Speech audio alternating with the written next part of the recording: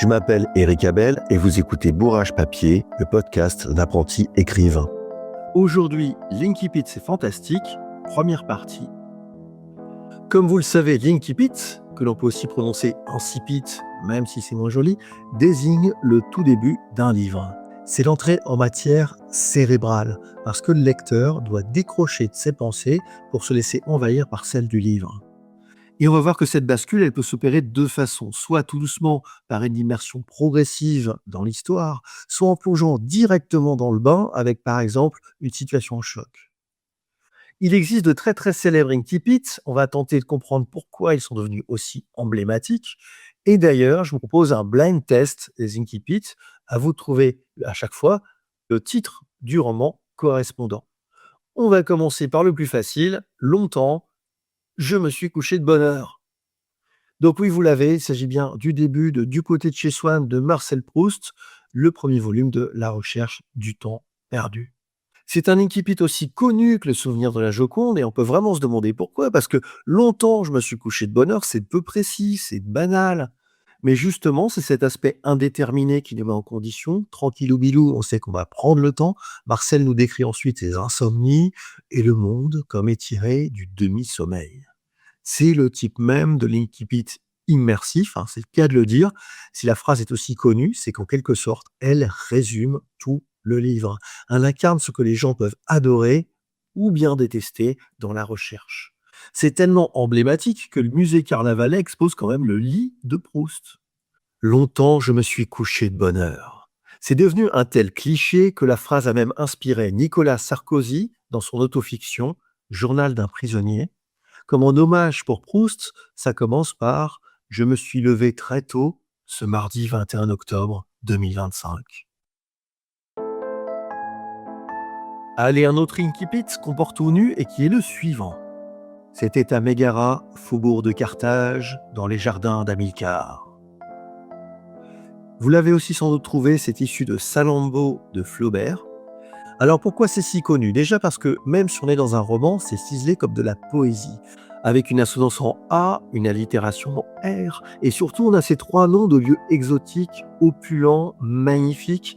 C'était à Mégara, faubourg de Carthage, dans les jardins d'Amilcar. En fait, la phrase marque surtout parce qu'elle est reliée à un paradoxe. Personne ne sait à quoi ressemble Carthage, Mégara et encore moins les jardins d'Amilcar, donc la phrase ne décrit absolument rien en soi. Mais la force sonore des mots est si évocatoire qu'elle convoque l'imaginaire. Chacun s'est projeté une ville, des jardins orientaux, probablement luxuriants. Donc non, ce n'est certainement pas la plus belle phrase de la langue française, faut quand même pas exagérer, mais c'est la plus incroyable parce qu'elle prend le pari d'ouvrir le roman sur une formule incantatoire comme magique, un appel à l'imaginaire, mais juste avec les sonorités. Ensuite, Flaubert décrit le festin qui a lieu dans ses jardins pour une armée de soldats. C'est une sorte de pique-nique grand luxe avec des capitaines portant des cothurnes de bronze, tout ça dans un décor qui en met plein la vue, avec une cour pour les éléphants, des fosses pour les bêtes féroces, une prison pour les esclaves. Je rappelle qu'à l'époque, on est en pleine mode de l'orientalisme, dans cette mise en place d'un cadre grandiose, saturé d'or, avec des mots exotiques. C'est comme s'il nous est entré dans un tableau de Delacroix. Faut vraiment imaginer que Salammbô, c'est le Game of Thrones de l'époque, avec le côté historique, épique des batailles, des rivalités politiques, de la décadence, des trahisons, des massacres, de la torture, vraiment beaucoup de sang. Et tout ça sublimé par le côté imaginaire et exotique. Alors bien sûr, Salammbô, ça manque un peu de dragon, mais c'était à Mégara, faubourg de Carthage, dans les jardins d'Amilcar. C'est vraiment exactement comme si on commençait par c'était à Winterfell, siège ancestral de la maison Stark dans les terres septentrionales de Westeros. Allez, on poursuit, toujours dans mon top 3 des Inkipit les plus célèbres. Aujourd'hui, maman est morte, ou peut-être hier, je ne sais pas. J'ai reçu un télégramme de l'asile, mère décédée, enterrement demain, sentiment distingué. Cela ne veut rien dire, c'était peut-être hier. Il s'agit bien sûr de L'étranger de Camus.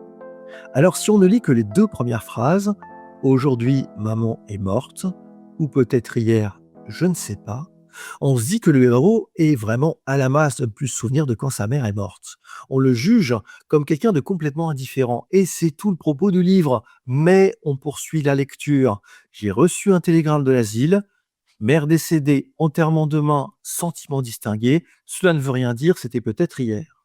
Et là, on comprend que c'est parce que le télégramme ne spécifie pas la date du décès qu'il ne peut pas la connaître. Ce qui est fabuleux, c'est qu'il a fallu 4 lignes pour que le lecteur juge de quelqu'un, puis change d'avis pour rester dans une sorte d'expectative. Car de quel côté se situe vraiment l'indifférence de celui de Meursault qui, à propos du décès de sa mère, ne s'interroge que sur la date, ou du côté des autres de leur télégramme tout à fait impersonnel, mère décédée, enterrement demain, sentiment distingué.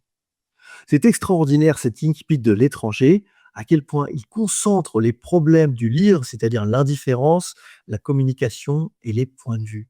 Et j'ajoute que ce début entre en écho avec la fin. C'est souvent très intéressant de poser côte à côte l'incipit et l'explicite d'un roman. On commence avec la mort de sa mère, dans l'indifférence, et on va finir avec sa propre mort dans la haine. La fin de l'étranger, je vous la lis.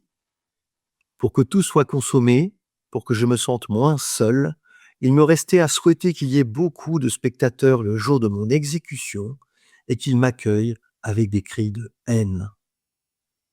Et puis, avec Aujourd'hui maman est morte, ou peut-être hier, je ne sais pas, on est vraiment dans l'exemple même de l'incipit coup de poing. Là, il ne s'agit plus d'entrer en douceur dans le roman, hein, on frappe avec une situation forte. Le but, c'est de nous retourner le cerveau, qu'on se dise non, mais où est-ce que j'ai mis les yeux? En fait, peu importe le bout par lequel vous allez prendre l'histoire, l'incipit pose ce qu'on appelle le pacte de lecture. Les premières lignes, elles servent à dire voilà le titre de roman que je vais te raconter, voilà comment tu dois me lire. C'est aussi le cas dans cet incipit dont je vous laisse deviner le titre. C'est une vérité universellement reconnue qu'un célibataire, pourvu d'une belle fortune, doit avoir envie de se marier.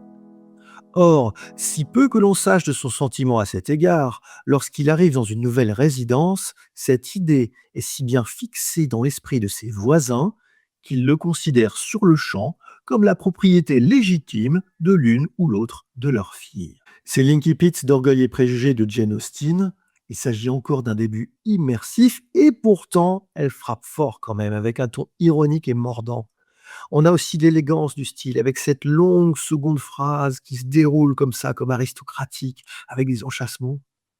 Austin commence par poser les règles du jeu social, les mariages arrangés, un cadre où la réputation, l'orgueil, les préjugés, justement, mènent la danse, ce qui permettra d'ailleurs de finir le roman à l'opposé, par le triomphe de l'amour éclairé. Allez, on poursuit avec un autre célèbre incipit qui, comme le précédent, va donner des règles sociales qui vont aussi conditionner toute la trame du roman. Monsieur Haneda était le supérieur de monsieur Omoshi, qui était le supérieur de monsieur Saito, qui était le supérieur de mademoiselle Mori, qui était ma supérieure. Et moi, je n'étais la supérieure de personne. Vous avez sans doute reconnu Stupeur et tremblement d'Amélie Nothomb. Comme pour La recherche du temps perdu, elle débute sur le personnage principal. Comme pour Salammbô, on fait vibrer une accumulation de noms étrangers qui stimulent l'imaginaire. Haneda, Omoshi, Saito, Mori. Et comme pour L'étranger et Orgueils et préjugés, on a une attaque forte, avec un diptyque de 2 phrases qui à la fois se complètent et s'opposent. Et on va poursuivre avec un autre incipit que vous ne pourrez reconnaître cette fois que si vous avez lu le livre. On dit souvent des vieilles demeures qu'elles ont une âme. Sur Anima, l'arche où les objets prennent vie, les vieilles demeures ont surtout tendance à développer un épouvantable caractère. Le bâtiment des archives familiales, par exemple, était continuellement de mauvaise humeur. Il passait ses journées à craqueler, à grincer, à fuir et à souffler pour exprimer son mécontentement. Il s'agit des Fiancés de l'hiver, le premier tome de La Passe Miroir de Christelle Dabos. C'est de la fantaisie, donc le lecteur s'attend à être étonné par un univers original et différent des clichés habituels du genre. Là, pour le coup, on est servi, on est sur Anima, où les objets prennent vie et où les bâtiments éprouvent des émotions. Mais surtout, Dabos adopte une approche inhabituelle pour de la fantaisie. Elle nous saisit à la fois par de la poésie et de l'humour. On dit souvent des vieilles demeures qu'elles ont une âme. C'est une phrase banale, un cliché. Mais ensuite vient sur anima l'arche où les objets prennent vie, les vieilles demeures ont surtout tendance à développer un épouvantable caractère. Et ça twiste la phrase précédente en la prenant au pied de la lettre.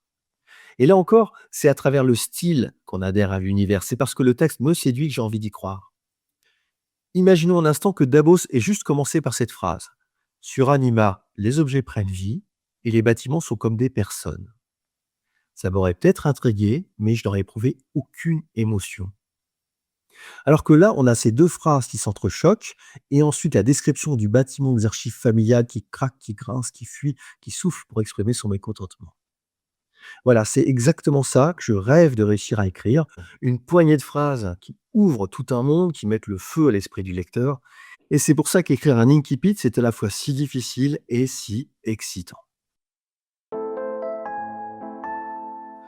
Voilà, comme d'habitude, si ça vous a plu, likez, partagez, commentez. Je vous donne rendez-vous pour la deuxième partie pour poursuivre notre visite guidée des incipits. Et en attendant, écrivez-vous bien.